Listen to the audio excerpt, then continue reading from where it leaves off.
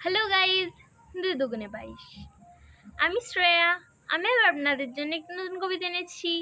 আজকের কবিতার নাম ভুল। ঠিক আর ভুলের মাঝে থাকে জীবন রাঙা ফুল।